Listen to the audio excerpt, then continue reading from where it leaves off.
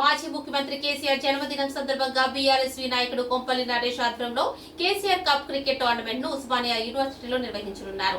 ఈ కార్యక్రమానికి ముఖ్య అతిథిగా బీఆర్ఎస్వీ రాష్ట్ర ఉపాధ్యక్షులు తుంగా బాలు హాజరై టోర్నమెంట్ ను ప్రారంభించారు. ఈ సందర్భంగా వారు మాట్లాడుతూ విద్యార్థులు చదువుతో పాటు క్రీడలకు కూడా సరైన ప్రాధాన్యత ఇవ్వాలని సూచించారు. క్రికెట్ టోర్నమెంట్ కు రాష్ట్రం నలుమూలల నుంచి విద్యార్థులు పాల్గొంటున్నారని తెలియజేశారు. 11 నుండి 15 వరకు టోర్నమెంట్ జరుగుతుందని, విజేతలకు కేసీఆర్ జన్మదినం రోజున నగదు బహుమతి అందజేస్తామని వారు తెలియజేశారు.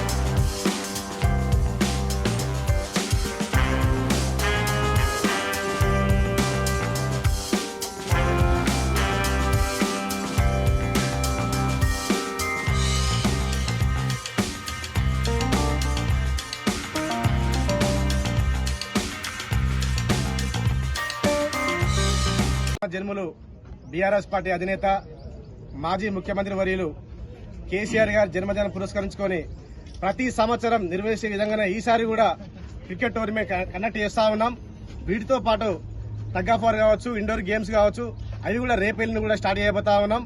ఈ క్రీడలకు సంబంధించి కంప్లీట్ గా ఏంటంటే యువతలో ఉత్సాహం నింపాలన్న ఉద్దేశమే దీని ఒక మేజర్ కాన్సెప్ట్ బేస్ తో మేము నడుపుతా ఉన్నాం. మేము ప్రతి అకాడమిక్ ఇయర్ కూడా మేము యువతను ఒక మోటివేట్ పర్సన్ గా ఈ రాష్ట్రానికి సాధించిన నేత కేసీఆర్ గారి బర్త్డే అయితేనే దీనికి ఒక మోటివ్గా ఉంటుందన్న కాన్సెప్ట్ తోటి మేము ఇలా క్రీడలు మేము తీసుకున్నాం. మేము ఈ క్రీడలు వచ్చేసి 13 తారీఖు నుంచి 17 తారీఖు వరకు జరుగుతా ఉన్నాయి.